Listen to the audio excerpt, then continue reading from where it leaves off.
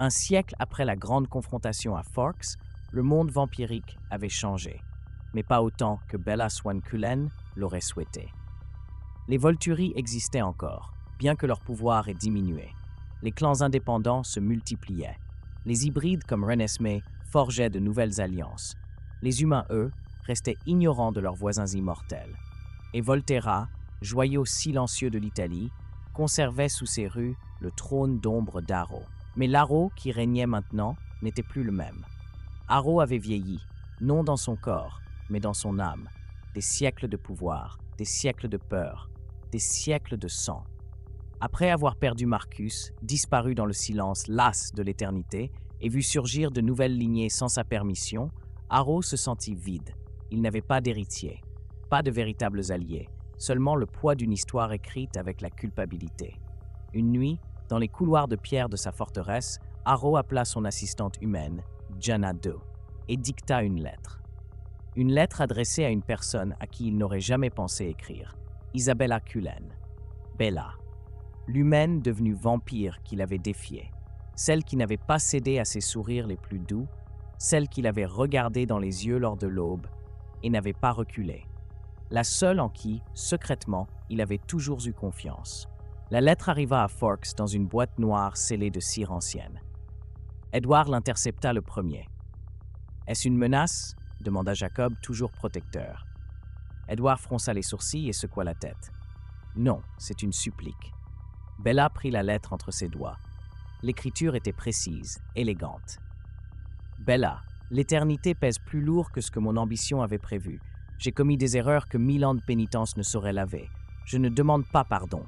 Je ne mérite pas l'absolution, mais je désire un changement. Et tu es le seul miroir où je ne me vois pas monstrueux. Aide-moi à construire un nouvel ordre. Aro. » La famille Cullen se réunit ce soir-là dans la maison d'Esmem. « C'est un piège, » dit Rosalie avec méfiance. « Ou de la folie, » ajouta Emmett les bras croisés. « Et si ce n'était pas le cas ?» demanda Carlyle, toujours compatissant. « Et s'il voulait vraiment changer ?» Edward n'écoutait pas seulement les mots. Il entendait les émotions dans l'esprit de Bella.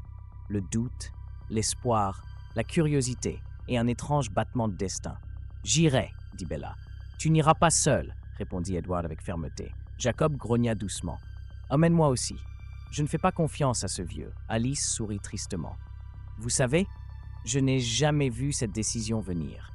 Peut-être parce qu'elle dépend de quelque chose que même moi je ne peux prévoir, le repentir. » Ainsi, par une nuit noire, Edward, Bella et Jacob partirent pour Volterra.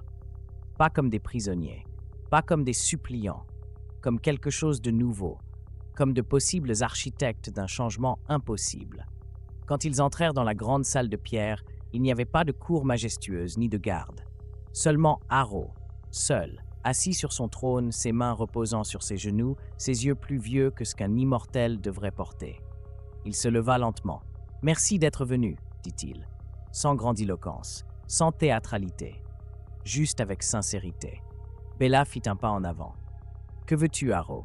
Le roi ancien soupira. « Je veux construire quelque chose qui n'ait pas besoin de la peur pour exister. » « Pourquoi maintenant ?»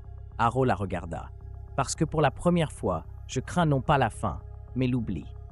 Être rappelé seulement comme un tyran. » Bella ne détourna pas le regard. « Et que veux-tu de moi ?» Aro esquissa un triste sourire. « Que tu sois ma conscience, que tu m'apprennes à bâtir quelque chose de digne, que tu m'aides à former une nouvelle génération de vampires qui choisissent de protéger plutôt que de soumettre. » Edward se tendit. Jacob grogna, méfiant. Mais Bella leva la main pour les arrêter. Et à cet instant, entre siècles de haine et d'espoir suspendus, quelque chose changea. La décision ne serait pas prise cette nuit-là, ni en une seule réunion. Mais pour la première fois depuis des siècles, le roi sombre offrait son sceptre, non pour être adoré, mais pour être racheté. Et Bella sentit que son histoire, faite de choix, d'amour et de lutte, n'était pas encore terminée. Les premiers mois furent difficiles. Bella et Edward restèrent à Volterra plus longtemps que prévu, évaluant si la promesse d'Aro était réelle ou simplement un autre masque. Jacob retourna à Forks avec Renesmee, mais continua d'envoyer des messages constants, exigeant des rapports. Toute la famille Cullen surveillait à distance, prête à intervenir si nécessaire. Mais Aro, cette fois, Aro ne jouait pas.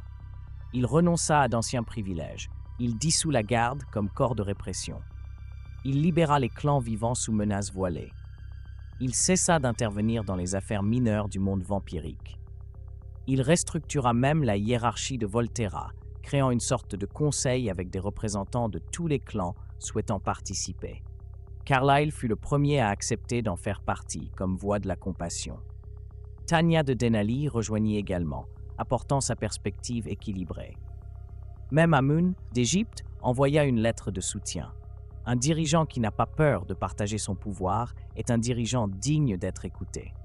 Mais le véritable changement, le changement le plus difficile, fut à l'intérieur d'Harrow.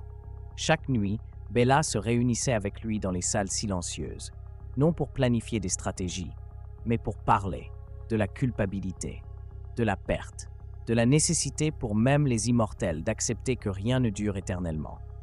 Une nuit, Harrow confessa « Quand j'ai touché ta main à Volterra, il y a si longtemps, je n'ai pas compris ce que j'ai ressenti. C'était pas seulement du vide, c'était l'écho de quelque chose que j'avais perdu depuis des siècles, la foi. » Bella, regardant la lumière dorée des chandeliers, répondit « La foi ne revient pas d'un seul coup. Elle se reconstruit, pierre par pierre, décision par décision. » Harrow sourit avec amertume. « Et si j'échoue ?» Bella soutint son regard. « Alors, tu réessais. » Avec le temps, la communauté vampirique commença à changer. Tous n'acceptaient pas la nouvelle ère. Certains clans préféraient l'anarchie. D'autres regrettaient l'ancien ordre strict.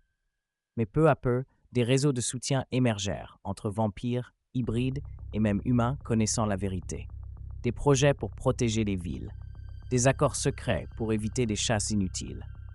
Un nouveau code d'honneur, non imposé par la peur, mais choisi par conviction. Harrow, autrefois seul et craint, marchait désormais parmi les siens, sans escorte. Il avait renoncé au trône. Volterra restait son foyer, mais plus sa prison. Il n'était plus qu'un membre de sa communauté, un conseiller, un témoin vivant des ténèbres ayant choisi la lumière. Le jour où Bella décida de retourner à Forks, Harrow l'accompagna jusqu'au portail de pierre. « Je ne pourrai jamais assez te remercier. » Bella sourit. « Ce n'était pas pour toi, Harrow. » Il haussa un sourcil, amusé. « Alors pour qui? Pour le monde que je veux que Renesmee hérite. » Harrow acquiesça, profondément ému. « Reviendras-tu? Peut-être. » Il s'inclina, non avec la pompe d'autrefois, mais avec un respect sincère. « Alors nous t'attendrons. » À Forks, l'accueil fut une célébration discrète. Jacob avait maintenu la paix. Charlie avait vieilli avec sérénité. Renesmee s'épanouissait comme un pont entre les mondes. Edward étreignit Bella près du lac, là où tout avait commencé. « Et maintenant » murmura-t-il.